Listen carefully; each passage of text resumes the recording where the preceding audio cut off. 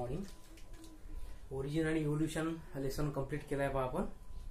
आता या लेसनवर ऑब्जेक्टिव्ह कशा पद्धतीचे तुम्हाला पेपरमध्ये विचारतात, तर त्याकरता काय करू आपण, जी नीट एक्झाम झाली प्रिव्हियस है ना 2019 मध्ये, तर त्यावर टोटल नंबर ऑफ क्वेश्चन या चॅप्टरवर पूर्ण ओरिजिन आणि इव्होल्युशनवर 4 क्वेश्चन्स आलेत पहा, है ना. एक क्वेश्चन 4 मार्कचा, म्हणजे तुम्हाला हा एकच लेसन जो आहे यांना 16 मार्क्स दिले आहेत, टोटल 16 मार्क्स. म्हणजे आपण यावरून एक अंदाज काढू शकतो का 3 ते 4 क्वेश्चन्स नीट एक्झामिनेशन जे असेल त्यामध्ये इव्होल्युशन चॅप्टर जो आहे तुमचा हा कव्हर करू शकते, बरोबर आहे. तर याच आधारावर तुम्हाला आजचा हा टॉपिक पाहायचा आहे पहा, that is objective or the MCQs on origin and evolution of the life. आपण जे क्वेश्चन घेऊन आलो हे कोणते आहेत, based upon the previous NEET examination. म्हणजे यावरून तुम्हाला फक्त एक रेफरन्स समजेल की अशा टाईपचे क्वेश्चन्स येऊ शकतात. ठीक आहे. आता पहिला क्वेश्चन जो आहे तो आहे जीन लोकस. आता एक पहिला आपण क्वेश्चन रीड आउट करून घेऊ आणि त्याच्यानंतर डिसाईड करू की त्याचा फॉर्म्युला कोणता आहे आणि कोणत्या टॉपिकवर तो क्वेश्चन आधारित असेल. A gene locus has 2 alleles, capital A and the small a.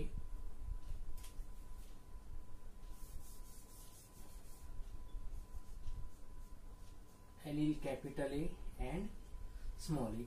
If the frequency of dominant allele म्हटलं म्हणजे कॅपिटल A, याची फ्रिक्वेन्सी तुम्हाला दिलेली आहे 0.4, then what will be the frequency of homozygous dominant, heterozygous dominant and homozygous recessive. या question वरून पटकन clear व्हायला पाहिजे की this question it is based upon which topic, Hardy Weinberg principle, बरोबर आहे. आणि आपल्या डोक्यामध्ये याचा फॉर्म्युला यायला पाहिजे कोणता, तर सगळ्यात पहिले तर प्रिन्सिपल काय त्याचं आपण पूर्ण डिटेलमध्ये मांडू पाहिजे त्याचं solution.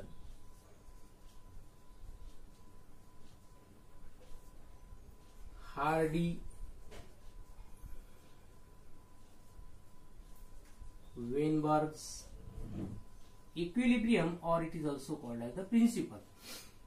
What it says that capital AA plus twice a small a plus small a is equals to 1. बरोबर. हे आपलं एक फॉर्म्युला आपण त्याच्यामध्ये पाहिला होता. आता याच्यामध्ये गिव्हन काय दिलं त्यांनी, फ्रिक्वेन्सी दिली, frequency of capital A it is 0.4 आणि क्वेश्चन मध्ये विचारलाय की होमोझायगस डॉमिनंट. आता याच्यापैकी होमोझायगस डॉमिनंट कोणता आहे, तर कॅपिटल ए याची फ्रिक्वेन्सी तुम्हाला विचारली. हेटेरोझायगस डॉमिनंट, हेटेरोझायगसचा अर्थ काय होतो, one is dominant another is recessive, म्हणजे कॅपिटल ए असेल आणि स्मॉल ए असेल. Homozygous recessive, both are the small A. हा तुमचा क्वेश्चन आहे ना. गिव्हन काय असेल तुम्हाला कोणताही प्रॉब्लेम सॉल्व्ह करताना लक्षात ठेवायचा आहे, बायोलॉजी आहे म्हणजे याच्यामध्ये प्रॉब्लेम्स नसतील असा विषयच नाही आहे. कोणताही टॉपिक असेल, कोणताही सब्जेक्ट आहे, it should have some sort of the problems. मग ते थिओरिटिकल असो का न्यूमरिकल असो, आपल्याला न्यूमरिकल एमसीक्यू पाहायचा आहे. हा जो आहे हा न्यूमरिकल आहे. ठीक आहे. आता पहा, एका अलीलची त्यांनी फ्रिक्वेन्सी दिली 0.4. आता याच्यानुसार आपण होमोझायगस डॉमिनंटची फ्रिक्वेन्सी काढू शकतो.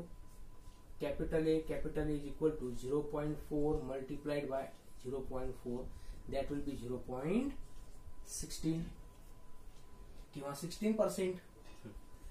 आता हे झाली कॅपिटल ए ची. आता लक्षात असं घ्यायचं आहे की जर समजा हार्डी-वेनबर्ग प्रिन्सिपल अप्लाय केलं तर हे झाली जिनोटिपिक फ्रिक्वेन्सी. जर आपल्याला अलीलची फ्रिक्वेन्सी काढायची आहे, पर्टिक्युलर अलीलची, तर तुम्हाला कन्सिडर काय करावं लागेल की suppose frequency of capital A it is small P, frequency of capital not capital small A it will be small Q. मग अशा कंडिशन मध्ये तुम्हाला जर दोघांची फ्रिक्वेन्सी काढायची असेल तर P plus Q is equal to 1. हा सुद्धा एक फॉर्म्युला, म्हणजे दुसरा फॉर्म्युला तुमचा आहे P plus Q is equal to 1. आता हा फॉर्म्युला अप्लाय करायचा तुम्हाला. पी म्हणजे फ्रिक्वेन्सी ऑफ डॉमिनंट अलील, आणि स्मॉल क्यू म्हणजे फ्रिक्वेन्सी ऑफ रेसेसिव्ह एलील म्हणजेच स्मॉल ए. दोघांची फ्रिक्वेन्सी जर एक असते त्याच्यावरून तुम्ही कॅल्क्युलेट करू शकता क्यू ची फ्रिक्वेन्सी. कॅपिटल ए ची 0.4 असेल तर equals to 1 minus 0.4 that will be 0.6. लक्षात येईल. आता आपल्याला कॅल्क्युलेट करायचं आहे homozygous dominant and homozygous recessive आणि हेटेरोझायगस डॉमिनंट. आता आपलं ऍक्च्युअली सोल्युशन आहे. आता capital A frequency of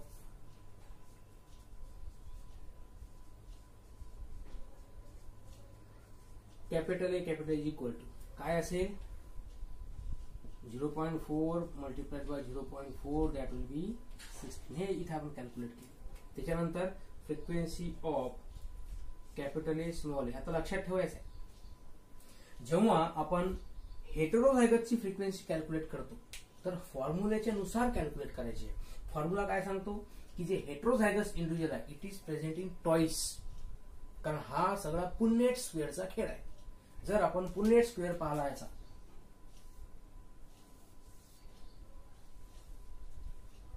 it indicates the total number of offsprings will be 4.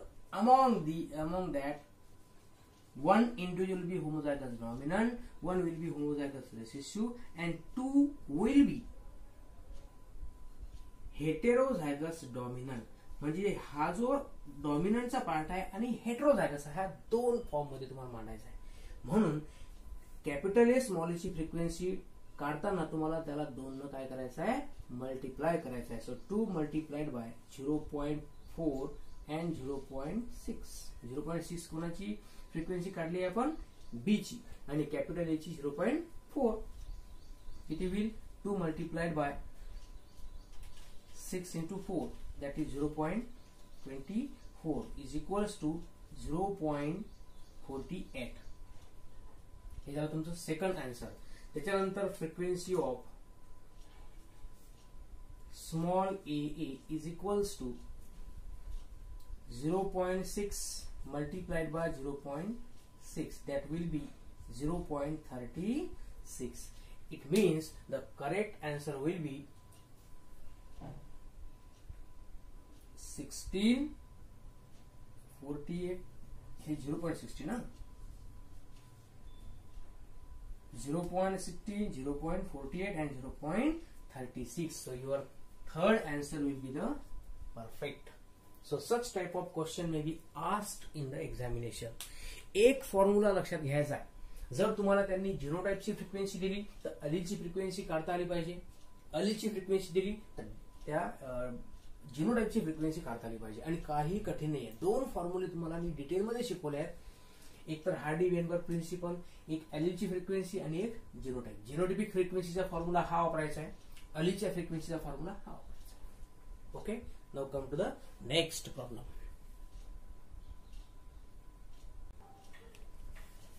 हा सेकंड क्वेश्चन आहे variation caused by the mutation as proposed by Hugo de व्हॅरिस.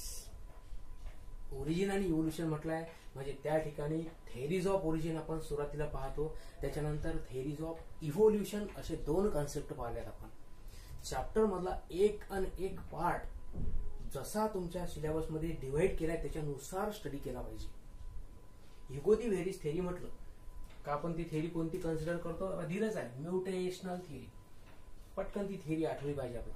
त्यानं कोणता organism select केला एक तर ही रिव्हिजन आहे स्टडी होऊन जातो आपला. ऑर्गॅनिझम कोणता सिलेक्ट केला तर एनोथेरा लॅमार्कियाना. मग त्याच्यामध्ये काय स्टडी केलं होतं त्यांनी म्युटेशन्स. मग आता कोणते म्युटेशन स्टडी केले पहा. पहिला आहे रॅन्डम अँड डायरेक्शनल. लक्षात ठेवायचं डायरेक्शनल म्हणजे एका पर्टिक्युलर पद्धतीनं घडणारं म्युटेशन त्याला डायरेक्शनल म्हणतो आपण. दुसरा आहे random and directional less. Small and directional आणि लास्ट आहे स्मॉल अँड डायरेक्शनल लेस. आता आपल्याला ती थेअरी पाहावं लागेल. त्या थेअरीच्या नुसार जर आपण अभ्यास केला तर लक्षात हे घ्यायचं आहे की फक्त मॉडर्न सिंथेटिक थेअरी जी आहे पहा ऑर्गॅनिक इव्होल्युशनच्या 3 थेअरीज पाहिल्या आपण. कोणकोणत्या थेअरीज पाहिल्या ऑर्गॅनिक इव्होल्युशनच्या. एक पाहिली आपण Darwin's theory that is natural selection. Second was the mutational theory proposed by Hugo de Veris, and third was modern synthetic theory. आणि यातली मोस्ट ऍक्सेप्टेड ज्याला म्हणतो त्याने ज्यांनी ऍक्च्युअली म्युटेशन प्रूव्ह केलाय ती थिअरी कोणती आहे? Modern synthetic. आपल्याला आता क्वेश्चन त्यांनी केला की ह्युगो दी वेरिसच्या म्युटेशन मध्ये जे चेंजेस होते, म्युटेशन्स होते, ते कोणत्या टाईपचे होते? तर perfect answer it is random. हे त्यांनी परफेक्ट सांगितलं कारण म्युटेशन हे रॅन्डमच असले पाहिजे, पण डायरेक्शनल लेस हा वर्ड त्यांनी वापरला होता आणि हे त्याचं ऑब्जेक्शन सुद्धा आहे.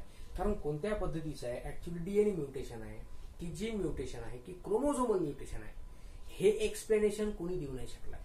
म्हणून mutation propose by the Hugo de Vries, the perfect answer will be random and the directional less.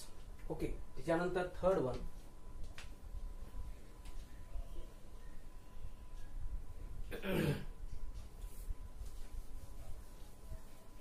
In species हा आपला सॉल्व झाला. त्यानंतर in a species the weight of newborn ranges from 2 to 5 kilogram to stop 97% of the newborn with an average weight between 3 to 3.3 kilogram survive. इव्होल्युशनचे शब्द लक्षातच येतात. परत पहा, जर तुम्ही पूर्ण क्वेश्चन सिलेक्ट केला तर त्याच्यामध्ये पहा क्वेश्चन बघून which type of selection process is taking place, आणि ऑप्शन पाहिजे डायरेक्शनल, स्टॅबिलायझिंग आणि डिस्ट्रक्टिव्ह. पटकन क्लिअर होते का या ठिकाणी नॅचरल सिलेक्शनच्या टॉपिकवर क्वेश्चन केलाय आपल्याला. म्हणजे या क्वेश्चनला जर तुम्हाला सॉल्व करायचं असेल तर तुम्हाला आठवावं लागेल कोणता टॉपिक? तर टाइप्स ऑफ नॅचरल सिलेक्शन. कोणकोणते नॅचरल सिलेक्शन पाहतो आपण? नंबर 1 दिले जाते त्याच्यात directional, second one is stabilizing selection, and third is destructive selection. काय डिफरन्स आहे हो? क्वेश्चन आपण नंतर बघू, पहिले आपला टॉपिक रिमाइंड करणं आवश्यक राहते. तुम्ही फक्त रेफरन्स लक्षात घेऊन घ्या की कशा टाइप मध्ये तुम्हाला क्वेश्चन ते विचारतात. टॉपिक तर आपल्याला माहित असते, थेरॉटिकल विचारलं, right a short note, explain, describe, fast मध्ये आपण आन्सर देतो. पण न्यूमेरिकल क्वेश्चन केला का आपलं कन्फ्युजन वाढतं, तर ते होऊ नका देऊ. डायरेक्शनल, स्टॅबिलायझिंग आणि डिस्ट्रक्टिव्ह, जे सोपं वाटते ते पहिले स्टडी करा. स्टॅबिलायझिंग सिलेक्शन एक्झाम्पल लक्षात कोणतेही घेऊ शकता तुम्ही, जे आपण स्टडी केलं त्याच्यानुसार. यामध्ये अशा ऑर्गॅनिझमचा ग्रुप सिलेक्ट केला जातो. पहा, नॅचरल सिलेक्शन म्हणजे काय? जे ऑर्गॅनिझम सर्वाईव्ह होतात, टिकून राहतात, याचा अर्थ त्यांचं नॅचरल सिलेक्शन झालंय. मग आता स्टॅबिलायझिंगचा अर्थ काय होते? It select the intermediate organisms. याच्यामध्ये पाहिलाय आपण टाइप्स मध्ये की ऑर्गॅनिझमचे 3 टाइप केले होते आपण, बरोबर आहे? कोणकोणते? इंटरमिजिएट लेवलचा, त्याच्यानंतर एक इंटरमिजिएटच्या अगोदरचे आणि एक इंटरमिजिएटच्या नंतरचे, है ना? म्हणजे जे थ्रेशोल्ड ऑर्गॅनिझम म्हणतो आपण त्याला. डायरेक्शनल मध्ये काय म्हणतो आपण? They select those organism which cross their boundary, म्हणजे लिमिटच्या पेक्षाही जास्त ज्यांचं सिलेक्शन असतं. आता याच्यामध्ये ऑर्गॅनिझमचा सिलेक्ट आहे एक्स्ट्रीम्स, आपण ज्याला म्हणतो का बा लिमिटच्या मागे किंवा पुढे. इंटरमिजिएट ऑर्गॅनिझम म्हणजे काय? ज्यांच्यामधले कॅरेक्टर्स हायली अडॅप्टेड पण नाही आहेत आणि कमी अडॅप्टेड पण नाही आहे. इंटरमिजिएट लेवल, त्यापेक्षा जास्त एक्स्ट्रीम लेवलला जे असतील. मग या एक्स्ट्रीम मध्ये 2 टाईप, एक तर हाय एक्स्ट्रीम्स किंवा लो एक्स्ट्रीम. डायरेक्शन मध्ये काय करतात? दे सिलेक्ट आयदर वन एक्स्ट्रीम. आणि डिस्ट्रक्टिव्ह मध्ये तर काहीतरी वेगळंच होते. याच्यामध्ये सिलेक्शन केलं जातं ऑफ द बोथ एक्स्ट्रीम, आणि इलिमिनेट कोणाला करतात? इंटरमिजिएट. लक्षातच घ्यायचं, स्टॅबिलायझिंग मध्ये इंटरमिजिएट ऑर्गॅनिझम जे राहतील रेंज मध्ये असणारे, ऍव्हरेज मध्ये, त्याच ऑर्गॅनिझमचं सिलेक्शन केलं जाईल, ते सर्वाईव्ह होतील. आणि डायरेक्शनल मध्ये एक एक्स्ट्रीम, जास्त लेवलचा किंवा एकदम कमी लेवलचा, ज्यांचे अडॅप्टेड कॅरेक्टर आहेत किंवा कमी अडॅप्टेड आहेत असे ऑर्गॅनिझम. आणि जे मिडल लेवलचे आहेत ते स्टॅबिलायझिंग मध्ये. आता हा झाला टॉपिक. आता आपण क्वेश्चन बघू. त्यांनी एक्झाम्पल कोणतं दिलं पहा? एक अशी पॉप्युलेशन कन्सिडर करा तुम्ही का ज्याच्यामध्ये वेटचं एक्झाम्पल घेतलंय. A species having studied by using the weight of the new born babies. मग कोणकोणते पकडले त्यांनी? Ranges between 2 to 5 kilograms. हे तर एक ऍव्हरेज दिले त्यांनी. आता सिलेक्शन कोणाचं होतं पहा. 90% of the newborn with an average weights between 97% weights किती आहे त्याचं 3 to 3.3 किलोग्राम सर्वाईव्ह. हे सर्व येऊन राहिले. नंतर where as 99% infants born with weighs 2 to 2.5 4.5 to 5 या किलोग्रामच्या मधले जे वेट आहे त्यांचं काय म्हणते ते दे बिकम डाईज. म्हणजे आता पहा याच्यावरून तुम्ही रेंज ठरवा की एक्स्ट्रीम कोणते आहेत, हाय एक्स्ट्रीम कोणते आहेत, लो एक्स्ट्रीम कोणते आहेत आणि इंटरमिजिएट कोणते आहेत. टोटल वेट किती आहे 5 किलोग्राम. स्टार्ट कुठून होते 2 किलोग्राम. बरोबर आहे. मग ज्यांचं वेट 2 किलोग्रामच्या आसपास असेल ते झाले तुमचे लो एक्स्ट्रीम. ज्यांचं वेट 5 किलोग्राम असेल ते झाले तुमचे हाय एक्स्ट्रीम. आणि इन बिटवीन किती असेल 3 राहू शकतं 4 राहू शकते. पुस्तकाप्रमाणे 3 to 3.3 किलोग्राम जे असेल 3.3 किलोग्राम हे जे असेल याला आपण म्हणतो इंटरमिजिएट ऑर्गॅनिझम. आता मला सांगा जर समजा या क्वेश्चनचं उदाहरण घेतलं आपण तर रेंज इंटरमिजिएटची आहे त्यांचं सर्वायवल होऊन राहिलं आणि बाकीचे जे आहे 2 to 2.4 लो एक्स्ट्रीम 4.5 to 5 हे झाले हाय एक्स्ट्रीम. दोन्ही एक्स्ट्रीमला काय केलं जातं डिस्कार्ड आणि इंटरमिजिएट लेवलला सिलेक्ट केलं जाते. म्हणजे याचा आन्सर कोणता असेल the answer will be stabilising selection. Question फक्त त्यांनी थोडा किचकट केला. वेट दिली रेंज दिली त्याच्यानुसार कन्फ्युजन होण्याचं कामच नाही. एक तर क्वेश्चन वरून लक्षात यायला पाहिजे किंवा आन्सर वरून की टॉपिक कोणता आहे. ही ट्रिक आहे. टॉपिक समजल्याशिवाय आन्सर येत नाही सोल्युशन येत नाही. तुम्हाला पेपरमध्ये डायरेक्टली उत्तर लिहिणं आहे हे आपण सोल्युशन जाणून पाहून राहिलो का तुम्हाला लक्षात आलं पाहिजे की टॉपिक कोणता आहे आणि रिव्हिजन कशी केली पाहिजे. ओके. त्यानंतरचा क्वेश्चन पाहू आपण. एक क्वेश्चन क्रॅनियल कॅपॅसिटीच्या आधारावर विचारला त्यांनी पहा. Match the hominids with their correct brain size. Brain size it is also called as what cranial capacity जी आपण क्युबिक सेंटीमीटर मध्ये काउंट करतो. आता याच्या ठिकाणी त्यांनी 4 कॉलम दिलेत पहा. होमो हॅबिलिस, निअँडरथल मॅन, इरेक्टस आणि सॅपियन. आणि राईट हँड साइडला त्यांनी क्रॅनियल कॅपॅसिटी रिप्रेझेंट केली आहे. दिस इज द क्रॅनियल कॅपॅसिटी किंवा ब्रेन साइज म्हणू शकता तुम्ही. आता याच्यावरून निवडा तुम्ही की कोणते परफेक्ट मॅच आहेत. आता याच्यामध्ये पहा होमोसॅपियन याच्यामध्ये पाहिला आपण 1450 cc पुस्तकात दिले. ऑप्शन मध्ये त्यांनी 1450 cc ऑप्शन दिलेलं नाहीये. कन्फ्युजन होण्याचं काम नाहीये. जसे ऑप्शन त्याच्यानुसार सिलेक्शन करायचं आहे पहा. तर आता याचं परफेक्ट आन्सर जे येतं ते कोणतं यायला पाहिजे पहा. हॅबिलिस, निअँडरथल मॅन, इरेक्टस आणि sapien.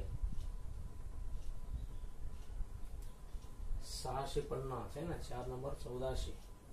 Third answer should be perfect one. Homo हॅबिलिस 650 to 800 cc. त्याच्यानंतर होमो निअँडरथॅलिस 1400. त्याच्यानंतर निअँडरथल मॅनच्या नंतर ह्युमन डायरेक्ट मॉडर्न मॅन आहे तर तो 1450 असायला पाहिजे. तो दिला नाही. तो ऍक्च्युअली त्यांनी 1350 होऊ शकते. प्रिंटिंग मिस्टेक असेल तर ते हे आन्सर सिलेक्ट करायचं तुम्हाला. तर या ठिकाणी 3, 4, 1 and 2. तर अशा टाईपचं थर्ड आन्सर आहे. So such type of 4 question has been asked in the previous NEET examination 2019. ठीक आहे. तर लक्षात ठेवायचे तुम्हाला टॉपिक कोणकोणते आहेत पहा आणि त्याच्यावर कशा पद्धतीचे क्वेश्चन्स येतात आणि त्याच्यानुसार त्याला सॉल्व्ह करण्याचा प्रयत्न करा. ठीक आहे. काही क्वेश्चन जीन फ्रिक्वेन्सीवरचे अशा पद्धतीचे येऊ शकतात. 1-2 क्वेश्चन आपण पाहून घेऊ. In a particular locus frequency of A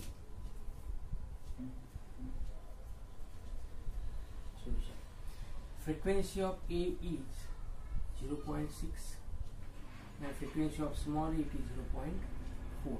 What would be the frequency of heterozygotes in a random bending population at equilibrium? म्हणजे तुम्हाला क्वेश्चन केलाय हार्डी-वेनबर्ग इक्विलिब्रियम. पटकन फॉर्म्युला मानून ठेवायचा तुम्हाला. Capital A plus twice A plus small a is equals to 1.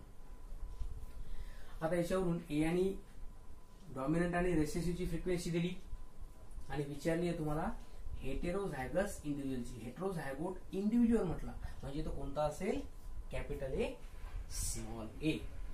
Directly फॉर्म्युल्यामध्ये insert करा. Capital twice A is equals to 2 multiplied by 0.6, 0.4 is equals to 2 multiplied by 0.24, so 0.48 will the answer. त्याचे option मी दिले ना तुम्हाला, पण एक अशा पद्धतीचा प्रॉब्लेम येऊ शकतो. त्यानंतर for the M N blood group system the frequencies of capital M and N allele are. Frequency of capital M is equal to 0.7 and N it is 0.3 respectively. The expected frequencies of Mn blood group bearing organism म्हणजे तुम्हाला Mn ची frequency विचारली आहे किती आहे, है ना. Organism ची विचारली म्हणजे तो हेट्रोझायगस ऑर्गॅनिझम M आणि N. डॉमिनंट अलील सुद्धा आहे, रेसिसिव्ह सुद्धा आहे. कॅपिटल M जो आहे त्याला डॉमिनंट समजा आणि N जो आहे त्याला रेसिसिव्ह कन्सिडर करून आलो आपण. ती एम एन ची फ्रिक्वेन्सी जर विचारली तर ती कशी कॅल्क्युलेट करा, सिम्पली मल्टिप्लिकेशन करू शकतो आपण.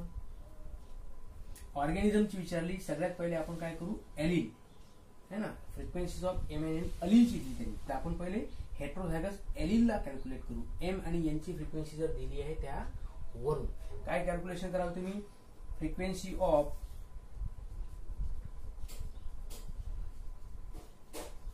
M N is equal to twice PQ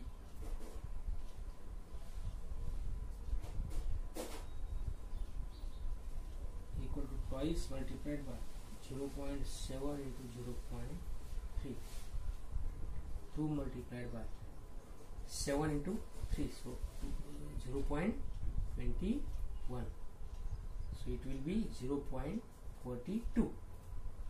आता इथं जे फ्रिक्वेन्सी काढली आपण ही झाली अलीलची. एम आणि एल हे काय झाले अलील. त्यांनी काय दिले पहा, for the M N blood group. M N नावाचा ब्लड ग्रुप आहे, एम एन ब्लड ग्रुप. त्याच्यापैकी एम आणि एन हे झाले अलील.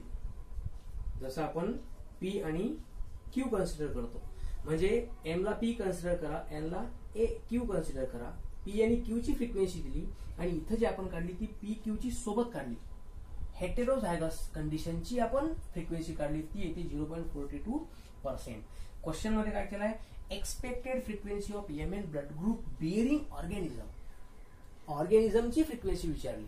ऑर्गॅनिझमची फ्रिक्वेन्सी कशी देतो आपण, तर टोटल ऑफस्प्रिंग पैकी तो ऑर्गॅनिझम किती पर्सेंटेज मध्ये देतो ना आपण. ऑप्शन मध्ये पाहू शकता तुम्ही. तुम्हाला प्रॉब्लेम जो येईल त्याच्यामध्ये क्वेश्चन आणि ऑब्जेक्टिव्ह दोन्ही येतील ना, त्याच्यावरून तुम्हाला कन्सिडर करायचं आहे की आन्सर काय अपेक्षित असेल. पर्सेंटेज मध्ये तुम्हाला कॅल्क्युलेट करायची आहे. मग पर्सेंटेज काय कठीण असणार आहे, 0.42 हे फ्रिक्वेन्सी एलीलची आहे. त्याचा अर्थ त्या ऑर्गॅनिझमची काय असेल, frequency of organism will be 0.42 by 100, so it will be 42%. काय कठीण आहे, ठीक आहे. तर अशा पद्धतीने तुम्हाला ते लक्षात ठेवायचं. So your perfect answer will be your 42%. तर हे झाले तुमचे problems on the gene frequency. इथं आपला ओरिजिन आणि इव्होल्युशनचा लेसन हा कम्प्लीट झालाय. पूर्ण चॅप्टरचा फ्लोचार्ट बनवा, टॉपिक वाईज त्याचा डिटेलमध्ये स्टडी करा. चॅप्टर लेंदी आहे, थेरॉटिकल आहे म्हणून सोडून देऊ नका, कारण तुम्ही जुने पेपर पाहू शकता. ओरिजिन इव्होल्युशनवरच्या आधारावर बरेचसे क्वेश्चन तुम्हाला पेपरमध्ये येतात. Okay, so keep studying, be safe.